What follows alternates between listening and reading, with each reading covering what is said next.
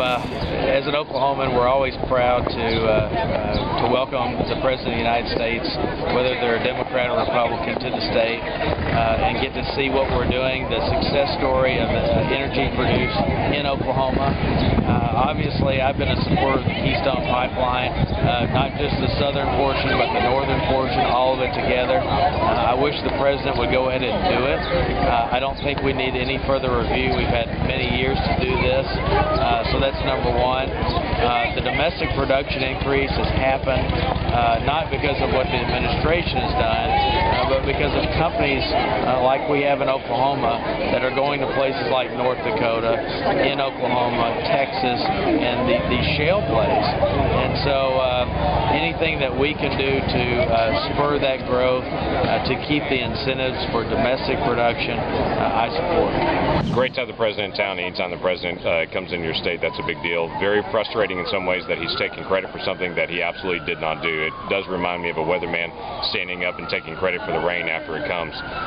He's taking credit for increased production. His administration's done everything they can possibly do to slow down production, decreasing availability of leases in the Bureau of Land Management, decreasing offshore, decreasing all of the onshore exploration, has multiple different agencies studying fracking, trying to slow down the process of that. So while he says one thing, his actual staff and his administration is doing something completely different. So that is very, very frustrating to deal with. It's ironic that the portion of that pipeline from Cushing down to Port Arthur, Texas, is an area that he couldn't stop anyway. And so instead of coming to Oklahoma and saying, we're going to change our position on the pipeline so that we can keep this stuff coming through and for local use here and bring down the price at the pumps, he didn't do that. If he had done that, that would have made his trip worthwhile, but he didn't. So he still is boycotting the effort to get access to all of the Alberta sands and the products that would, and the generation that comes with that. So I think that for him to say he's for all of the above, that normally means, when we say it, coal, gas, oil, nuclear, and renewables. But he's not, clearly. He is not for gas, he's not for oil.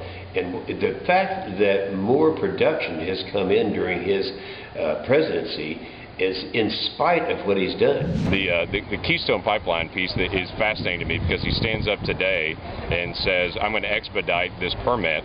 What he means by that is the Corps of Engineers permitting process to go under or around bodies of water.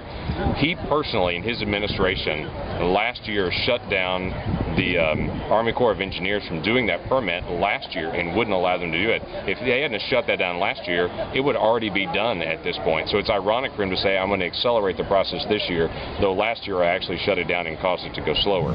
You know, basically the President took credit for everything that private industry is doing, for the expansion in crude oil production, the advances in technology, horizontal drilling, fracking. I mean, indirectly, that's why we have a greater supply of crude oil being produced in the United States. But the President took credit for that. His administration has been opposed to additional production of additional energy, saying in Cushing, Oklahoma, that he was a part of helping build that pipeline on down to the Gulf Coast after his administration's done everything to prevent the building of the pipeline from the northern oil fields in Canada and the Dakotas to Cushing. Just the most amazing thing. Just the most amazing thing.